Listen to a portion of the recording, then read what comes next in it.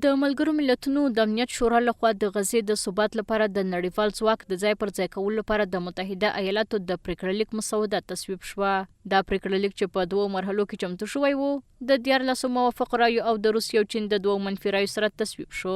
د حماس او اسرائیل ترمنځ د نازک اوربند د ساتلو، د بندیانو خوشي کولو، د بشري مرستو زیاتوالي او د حماس بې وسلې کولو په موخه د نړیوال ثبات ځواک په نوم د څو ملیتي ځواک جوړول د دې پریکړه لیک له مهمو ټکو دي. خو د حماس له لوري دا پریکړه لیک له سخت غبرګون سره مخ شوی دی. د عربي رسنیو د راپورونو له مخې د حماس یو مشهور چارواکي اسامه همدان د ټرمپ هغه پلان رد کړی چې په غزه کې نړیوال ځواکونه ځای پر ځای کوي، او ویلي دي چې دا پلان یوازې د فلسطیني خلکو د حقونو او غوښتنو د تامین توان نه لري، بلکې د غزې د سرپرستۍ یوه بڼه هم ده.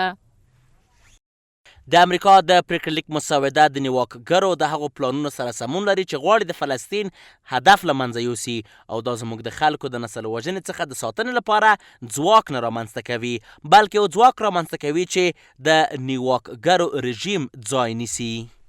اگر قطعنامه شورای امنیت در مورد غزه بی‌طرفانه و مؤثر انجام شود، در کوتاه مدت برای مردم غزه باعث کاهش خشونت‌ها، ضمنش حفظ جان غیر نظامیان و رسانیدن مواد اولیه خوراکی می شود.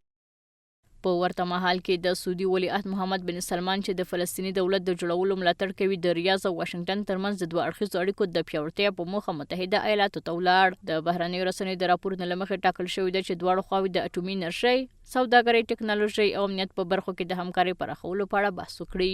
په دې اړه د امریکا ولسمشر ډونالډ ټرمپ اعلان وکړ چې هیواد به سعودي عربستان ته F-15 جنگي الوتکې وپلوري، او ویل کېږي چې د امریکا ولسمشر هڅه کوي چې محمد بن سلمان قانع کړي چې د ابراهیمي تړون سره یو ځای شي. زه باید ووایم چې موږ باید دا کار وکړو. موږ به F-15 وپلورو. هو، دوی غواړي دا واخلي. دوی یو ښه متحد دي. دوی باید موږ ډیر خوښ کړي.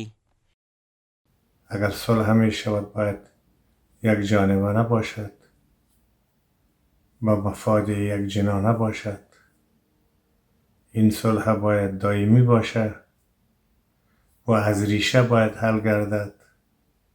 د یادونې ده چې په غزه کې د نړیوالو ځواکونو د جوړولو پلان یو میاشت وړاندې د ټرمپ لخوا د ملګرو ملتونو امنیت شورا ته وړاندې شو، ترڅو د غزې د خلکو له لاسه وتلې سوله بیرته راولي او په منځني ختیځ کې سوله او ثبات ډاډمن کړي.